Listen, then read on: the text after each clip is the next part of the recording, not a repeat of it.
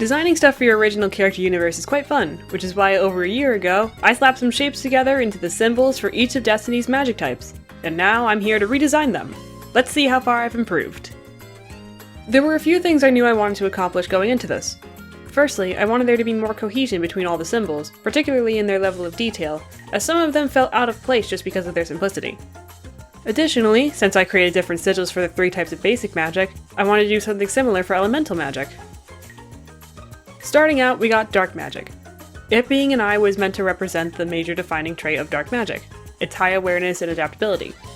Overall, it's pretty simple, but not in a particularly bad way. It does stick out from the rest of the emblems just in how little detail there is, so even though I like how it looks, I gave myself the freedom to change it. The first thing I decided to do was incorporate a few motifs throughout the emblems for the basic magics, those being this V shape and the 4-pointed star. With dark magic, I turned the obvious eye shape into more of a suggestion of an eye by framing a star inside 2 Vs, and I added another V as one of its rays, though I kept the rest of them as triangles and just had them taper in size just like the light magic emblem had.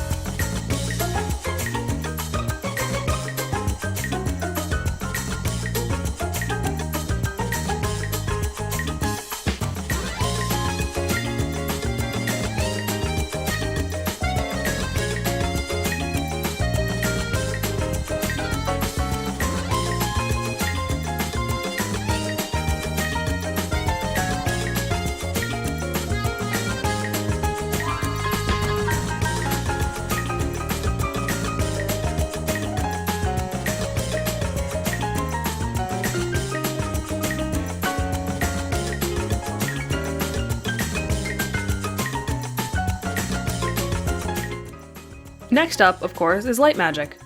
My original decision to make the light magic symbol a shield was meant to represent how rigid yet strong light magic is.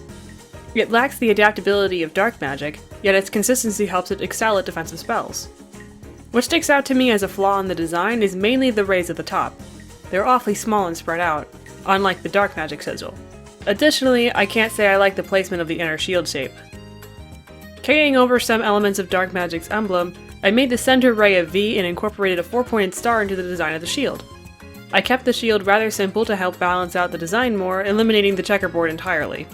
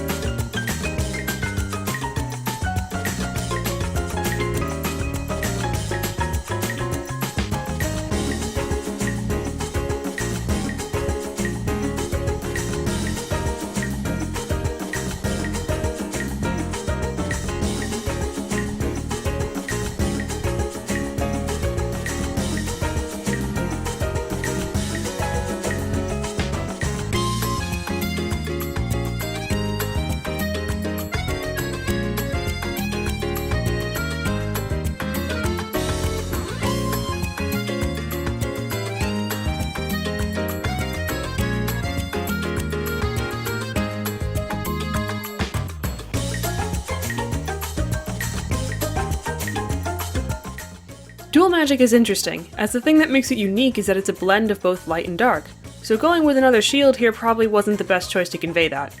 This one I decided to redo completely. My idea was to take only the elements that both light and dark had in common, though I added a square behind the stars as I thought it would look better. The original design was already somewhat symmetrical, so I just pushed that even further. It turned out a lot like the old Celestial magic design, but I kinda like the connection it creates.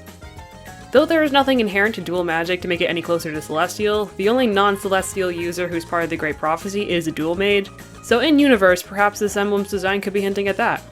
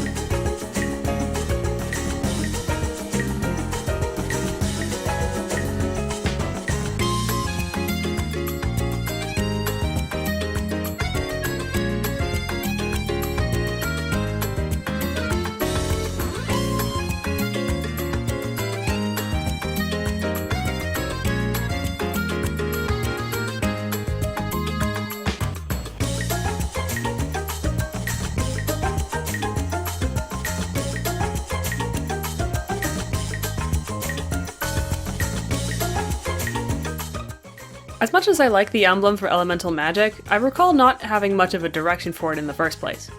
Therefore, much like with dual magic, I completely redid it, this time also focusing not on the magics as one singular group, but instead on the 4 subtypes. I decided to incorporate the alchemical symbols for each element, those being a triangle for fire, an upside down triangle for water, a triangle with a line through it for air, and an upside down triangle with a line for earth. I also carried over the 4-pointed star and kept the shapes rather simple. Fires, for example, has a star inside an ember, which is encased in a triangle. Water is a droplet with a star in its center, again surrounded by its respective triangle. Air follows this pattern but with a wisp, and earth with a sapling.